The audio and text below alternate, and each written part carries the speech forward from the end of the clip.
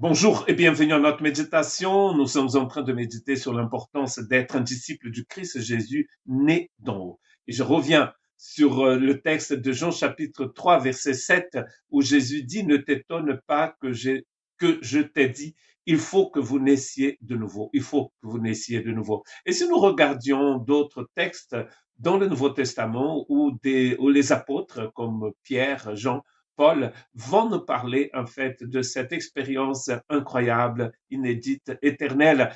Pierre, par exemple, dans 1 Pierre chapitre 1 verset 3, dit ceci: béni soit Dieu le Père de notre Seigneur Jésus-Christ qui, selon sa grande miséricorde, nous a régénérés pour une espérance vivante par la résurrection de Jésus-Christ d'entre les morts. Ce chapitre 1 verset 3 de Pierre est considéré comme un texte clé pour comprendre en fait ce que c'est que la naissance d'en Pierre ici parle d'une régénération et cette régénération est selon la miséricorde de Dieu. Ça, c'est très important. Et le résultat en fait de cette régénération est décrit ici par Pierre comme un événement qui va en fait nous aider à avoir une espérance vivante. Et cette espérance vivante nous vient bien sûr par la résurrection de Jésus-Christ d'entre les morts. C'est la même chose qui dit Paul, par exemple, dans Éphésiens chapitre 2 et dans Romains chapitre 6. C'est par cette résurrection de Jésus-Christ d'entre les morts que nous pouvons aussi donc être régénérés, et c'est pour une espérance vivante. C'est pas seulement une espérance, dit Pierre, mais une espérance vivante. Il continue d'ailleurs, Pierre, dans le même chapitre 1 de sa première épître, mais les versets 22 et 23, il dit ceci: ayant purifié vos âmes en obéissant à la vérité pour avoir un amour fraternel, sincère, aimez-vous ardemment les uns les autres de tout votre cœur, puisque vous avez été régénérés. Très intéressant parce il est en train de nous dire que nous pouvons donc aimer parce que nous avons été régénérés. Et cette régénération ici n'est pas par une semence corruptible, mais par une semence incorruptible.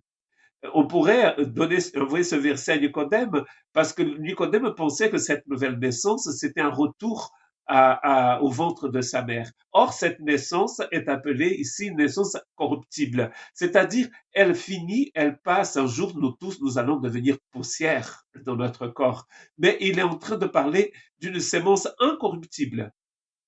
Car ici, il dit, c'est par la parole vivante et permanente de Dieu. Jésus lui-même dit qu'il était la parole de Dieu, vivante et permanente.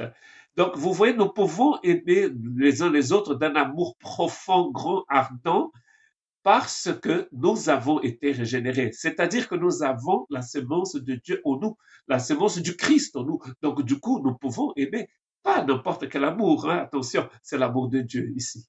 Jacques 1, 18, il nous a engendrés selon sa volonté. Encore une expression qui parle en fait de cette naissance dont Dieu nous a engendrés par la parole de vérité, afin que nous soyons en quelque sorte les prémices de ces créatures.